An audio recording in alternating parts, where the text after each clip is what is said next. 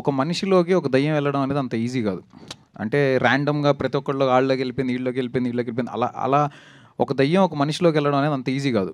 అంటే మన బాడీ బేసిక్గా చాలా స్ట్రాంగ్.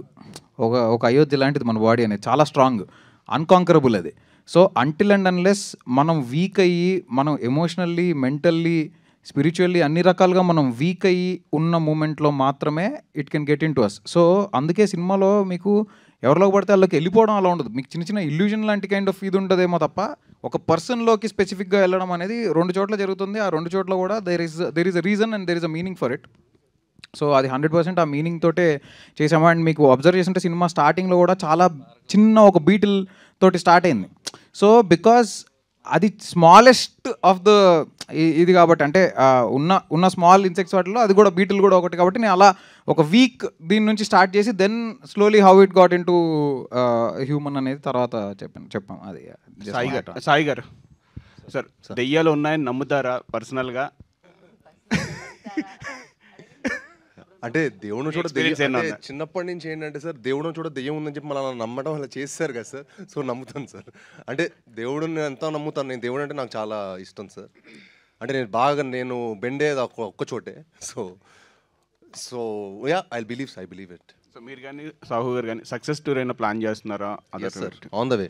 ఎందుకంటే ఈ సినిమా డెఫినెట్గా తెలుగు ప్రేక్షకుల మటుకి చాలా గ్రేట్ సార్. ఎందుకంటే వాళ్ళు నిన్న మాకు 3 షోలతో ప్రీమియర్ స్టార్ట్ అనుకుంది, 66 షోలు ఫుల్ అవుట్ అనేది ప్యూర్ లవ్ ఫర్ సినిమా అందరికంటే చెప్పాను కదా ఇక్కడ ఉన్న మేము అందరికంటే సినిమా గొప్పది. సో డెఫినెట్గా వాళ్ళ దగ్గరికి వెళ్ళి ఈ సినిమాని ఇంకో స్థాయిలో పెట్టడానికి నా ప్రయత్నం నేను చేస్తాను సార్. అది జనాల్లోకి వెళ్ళి ప్రమోట్ చేస్తాను sir. Congrats sir. Thank you sir. చివరి ప్రశ్న ఇవాళ కార్యక్రమంలో కాదా?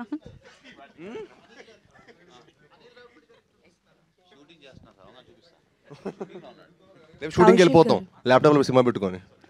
ఓ సారీ, మాది సినిమా థియేటర్లో చూడాలి సార్. థియేటర్లో చూసే సినిమానే మాది. కౌశిక్ గారు స్ట్రైట్ ఇక్కడ. హలో అండి. హాయ్ అండి. First of all congratulations team మొత్తానికి కూడా, చాలా బాగుంది. Thank you. కాకపోతే స్టోరీ రివీల్ చేస్తున్నప్పుడు మేము ప్రిడిక్ట్ చేస్తున్న ప్రతిసారి అది రాంగ్ అని చెప్పి ప్రూవ్ చేస్తున్నారు. సో లాస్ట్కి ఒక 3 క్వశ్చన్స్తో వదిలేశారు మమ్మల్ని. సో ఎప్పుడు సీక్వెల్ తీయబోతున్నారు ఏంటి, అండ్ ఆ స్క్రీన్ ప్లే రాసేటప్పుడు ఎలాంటి జాగ్రత్తలు తీసుకున్నారు? బికాజ్ మేము ప్రిడిక్ట్ చేస్తున్న ప్రతిసారి రాంగ్ అని ప్రూవ్ చేశారు కాబట్టి. సో అలా నెక్స్ట్ ఫస్ట్ జాగ్రత్త అదే అండి తీసుకున్నది. ఏంటంటే ప్రెడిక్టబుల్గా ఉండకూడదు. మ్యాక్సిమం ఒక సీక్వెన్స్ అవుతుంది, ఒక 10 minutes అవుతుంది అన్నప్పుడు మనం నెక్స్ట్ ఇది జరుగుతుందని ఎక్స్పెక్ట్ చేస్తాం. అది జరగకూడదు ఖచ్చితంగా. అది తప్ప ఇంకేదో జరగాలి అనేదే డెఫినెట్లీ అనుకుని, అండ్ అది ఆర్గానిక్గా జరగాలి. ఏదో మనం కావాలని ఇరికిచ్చినట్టుగా కాకుండా. ఈరోజు నేను మార్నింగ్ రివ్యూస్ చూస్తుంటే కూడా చాలా వాటిల్లో, అంటే చాలా సినిమాలకి చాలా బ్యాడ్ రేటింగ్స్ ఇచ్చే కొంతమంది వాళ్ళు కూడా యూట్యూబ్ ఛానల్స్ వాళ్ళలో వాళ్ళు ట్విస్ట్ ఆర్గానిక్గా ఉన్నాయి, అవి పర్ఫెక్ట్ ప్లేస్లలో పడ్డాయని చెప్తుంటే నాకు చాలా హ్యాపీగా అనిపిస్తుంది. బికాజ్ రాస్తున్నప్పుడు ఫస్ట్ అనుకున్నదే అది ట్విస్ట్ కోసం పెట్టాలి కాబట్టి పెట్టినట్టు ఉండకూడదు, అవి ఆర్గానిక్గా it should fall in place అని. సో మాకు ఇప్పుడు సెకండ్ హాఫ్, నేను యాక్చువల్లీ థియేటర్ విజిట్కి వెళ్ళినప్పుడు కూడా కలుస్తున్న వాళ్ళందరూ సెకండ్ హాఫ్ ట్విస్ట్లు అదిరిపోయినాయి అంటే ఓ నైస్, ట్విస్ట్లు కనెక్ట్ అవుతున్నాయి అయితే. బికాజ్ ఇలాంటి సినిమాల్లో అవి కనెక్ట్ అవుతూనే వర్కౌట్ అవుతాయి కదా. సో మాకు వస్తున్న రెస్పాన్స్ని బట్టి మాకు అర్థమైంది అది. We are very very happy for that. Yeah. And ఆ కిడ్ని తీసుకొచ్చారు కదా, చైల్డ్ క్యారెక్టర్ చేశారు. అబ్బాయి రియల్ అయినా లేకపోతే ఆ అబ్బాయికి కూడా ఏమైనా చెప్పడం జరిగింది? బికాస్ హీ నెయిల్డ్ ఇట్, చాలా బాగా చేశాడు ఆ అబ్బాయి. శాండీ గారు బాగా చేశారు, బట్ ఆయన చిన్నప్పుడు క్యారెక్టర్ చేసిన అబ్బాయి గురించి చెప్పండి. అబ్బాయి రియలే, ఆ అబ్బాయికి పెట్టిన పళ్ళు రియల్ కాదు, అవి చేయించాం. But yeah, he is a fantastic actor. Harshit అని చాలా బాగా చేశాడు అతను. యా. హీరో గారు సార్, సినిమా మీ ఫాదర్ సురేష్ గారు చూడడం జరిగిందా? ఏంటి ఆయన రెస్పాన్స్ ఏంటి, ఎలా రియాక్ట్ అయ్యారు? అఫ్కోర్స్ సార్ చూశారు, ఆయన చాలా హ్యాపీ. అదే అన్నారు, కాంచన ఇవన్నీ చూసినప్పుడు నాకు ఎంత హ్యాపీనెస్ ఇచ్చిందో. అందులో కూడా తెలుగుండా లారెన్స్ గారి క్యారెక్టర్ రాఘవ అనమాట. ఇందులో కూడా రాఘవ అని ఉంది. ఇది డెఫినెట్గా ఇప్పుడు అదే అంటున్నారు, నార్మల్గా ఇప్పుడు ఇంకా నీకు చాలా మంచి రేటింగ్స్ వచ్చాయి.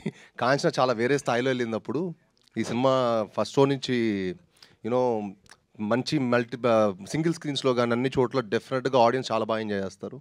డెఫినెట్గా చాలా బాగుంటుందని చెప్పారు సార్. శ్రీనివాస్ గారు, బెల్లంకొండ కాస్త బంగారు కొండ అని అంటున్నారు ఎన్టీఆర్ ఫ్యాన్స్ మొత్తం మిమ్మల్ని చూసి.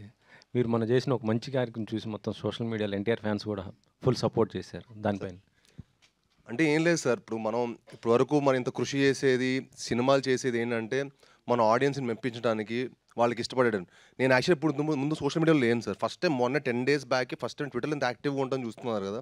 ఫస్ట్ టైం ఎందుకంటే నేను 10 days బ్యాక్ డౌన్లోడ్ చేశాను. దాని ముందు నా టీమే మేనేజ్ చేసేది, నేను ఓన్లీ ఇన్స్టాలో ఉండేవాడిని.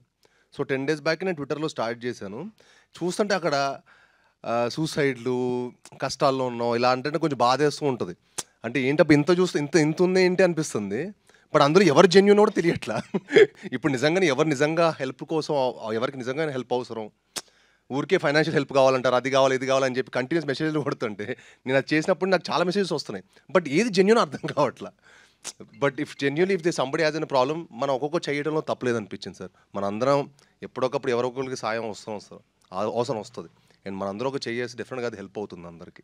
అటు నుంచి ఎన్టీఆర్ నుంచి ఏమైనా రియాక్షన్ అట్లా వాళ్ళ వైపు నుంచి? అయ్యో తెలియదు సార్, నాదేం రాలేదు సార్. అంటే అన్న నాకు చిన్నప్పటి నుంచి క్లోజు. నేను 10 years నుంచి నేను ఒక సాలిడ్ కావాల్సిన రేంజ్ హిట్ కొట్టేందుకు నేను ఎప్పుడు బయటకు వెళ్ళడం మానేశాను సార్. నేను నా పని, ఆఫీసు, ఇల్లు తప్ప నేను బయటకు వెళ్ళడం మానేశాను తక్కువ. నా క్లోజ్ ఫ్రెండ్స్, ఎందుకంటే నేను సాలిడ్ కొట్టిన తర్వాతే. But I'm very happy sir. ఇప్పుడు అన్ని వైపులో నాకు లాస్ట్ 2 సినిమాల నుంచి చాలా మంచి పేరు వస్తుంది. సాయి గారు, మీరు అంతకుముందు యాక్షన్ సినిమాలు చాలా సినిమాలు చేశారు. బట్ ఈ సినిమాలో కొంచెం ఎమోషన్ బాగా చేశారనే పేరు వస్తుంది. అది మీ వరకు రీచ్ అయిందా? ఎలా ఉంది అది ఫీలింగ్? ఎస్ సార్, చాలా హ్యాపీగా ఉంది సార్. యాజ్ ఎ పర్ఫార్మర్గా ప్రూవ్ చేసుకుందాం మనం కొన్ని సినిమాలు చేస్తూ ఉంటాం కదా సార్. అన్ని రకాల జానల్ సినిమాలు చేయాలని నాకు ఇష్టం. సో ఈ సినిమా యాజ్ ఎ పర్ఫార్మర్గా ప్రూవ్ చేసుకోవాలని నాకు కౌశిక్ వచ్చి కట్ చెప్పాడు. పర్ఫార్మెన్స్ చాలా స్కోప్ ఉందని ఈ సినిమా చేశాను sir. And next Tyson Naidu, హైందవ అని చెప్పి ప్రాపర్ టు కమర్షియల్ బాక్స్ ఆఫీస్ని షేక్ చేసే సినిమాలు వస్తాయి sir. All the best. Thank you sir. Thank you. ఈ కార్యక్రమం ఇక్కడితో సమాప్తం. సో చూసిన వాళ్ళు కిష్కింధపురిని మళ్ళీ చూడని వాళ్ళు ఫ్యామిలీతో వెళ్ళి చూడండి.